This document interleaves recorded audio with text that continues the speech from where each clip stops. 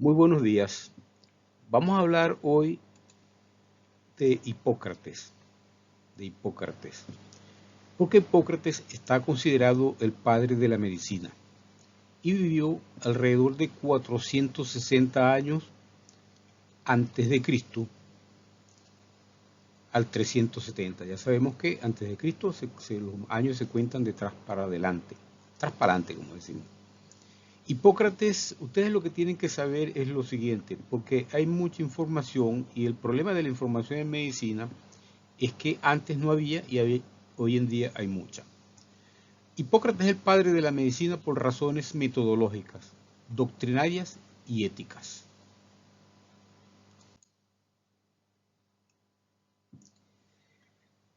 El método tiene que ver con la historia clínica. El primer médico que hizo una historia clínica tal y cual como la conocemos hoy en día fue Hipócrates. Él tomaba los datos subjetivos, lo que el paciente nos cuenta, pero también los datos objetivos, lo que nosotros vemos. Esto se llama anamnesis o anamnesis, que quiere decir recordar. El paciente recuerda, lo dejas hablar y él recuerda. Y luego vienen los datos objetivos obtenidos por la exploración física y las exploraciones complementarias, ¿verdad? Lo palpamos, lo escuchamos, qué ruidos tiene su cuerpo, qué ruidos tiene en el tórax, qué ruidos tiene en el abdomen. Y sobre la base de todos esos datos, subjetivos y objetivos, hacemos un diagnóstico. Hipócrates, además del diagnóstico, hizo el pronóstico, que lo hacemos nosotros hoy en día. ¿Qué es el pronóstico? ¿Hacia dónde va esta enfermedad? ¿Es grave? ¿Qué tipo de gravedad es? ¿Cuánto tiempo puede durar? ¿Es peligrosa? Etcétera. Ese es el pronóstico y nosotros lo colocamos en la historia. Y más tarde colocamos el tratamiento sobre la base de todo este conocimiento que hemos obtenido con el paciente. Hipócrates fue el primero que hizo una doctrina para explicar las enfermedades como algo natural. Porque antes de Hipócrates, recuerdan ustedes el conocimiento mitológico, se pensaba que las enfermedades eran un castigo de los dioses. La salud y la enfermedad se producen por el equilibrio o desequilibrio de los líquidos o humores corporales. Los humores son la sangre, la flema, la bilis amarilla y la bilis negra. Si por primera vez se tiene una explicación materialista, de cómo se producen las enfermedades.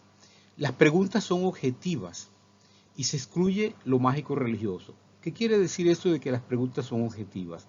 Si antiguamente en la medicina de Mesopotamia o en otros pueblos, el médico preguntaba, ¿tú te portas mal con tus padres? Para saber si era un castigo divino.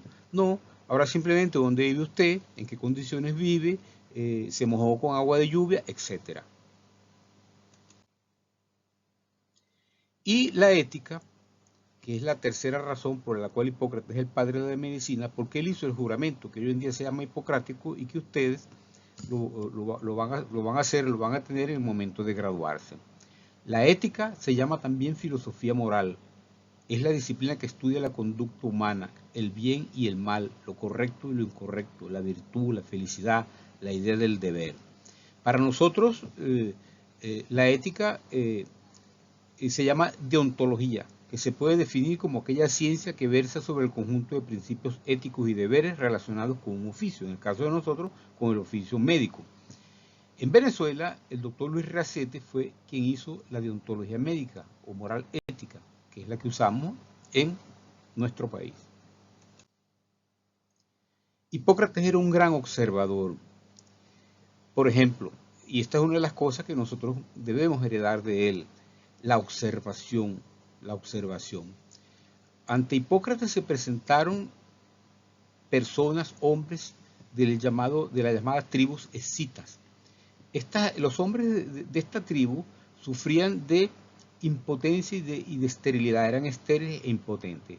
Hipócrates los observó y se dio cuenta de que todo el tiempo andaban a caballo, hasta dormían a caballo, y llegó a la conclusión que en la región pélvica, en la región perianal, simplemente había un aplastamiento de todos los vasos que corren por allí, que pasan por allí. Después ya, con el tiempo, cientos, miles de años, se hicieron investigaciones con algunos ciclistas que sufren también de esta enfermedad, pero ciclistas profesionales que están todo el tiempo montados sobre sus bicicletas. Un estudio publicado en el 90 de la International Journal of Sport of Medicine muestra que existe una diferencia en la profusión pineana, introducción lenta y continuada de sangre, debido a la compresión arterial perianal. Y esta podría ser una razón para el entumecimiento de los genitales y la impotencia en ciclistas de larga distancia. Vean cómo Hipócrates, 2500 años atrás, ya suponía que esto estaba sucediendo simplemente gracias a la observación. Los aforismos hipocráticos, que yo siempre los tengo, los aforismos hipocráticos, por mucho tiempo fueron los manuales únicos existentes para graduarse de médico. Este que está aquí, los aforismos. Generalmente, por ejemplo, Camping y Ballester, el médico español que fundó los estudios de medicina en Venezuela, hizo su reválida simplemente recitando y explicando los aforismos hipocráticos. Eso era el tipo de educación que existía antes, ¿verdad? Hay un aforismo que dice: la aparición de espasmos luego de cualquier herida es mortal. Estaba hablando de tétano o tétanos. Mire cómo se producen los espasmos.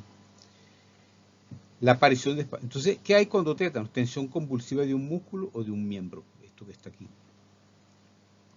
En 1889 fue cuando se descubrió el Clostridium tetani, que es el que transmite la enfermedad de tétano, que este Clostridium se encuentra en todas partes.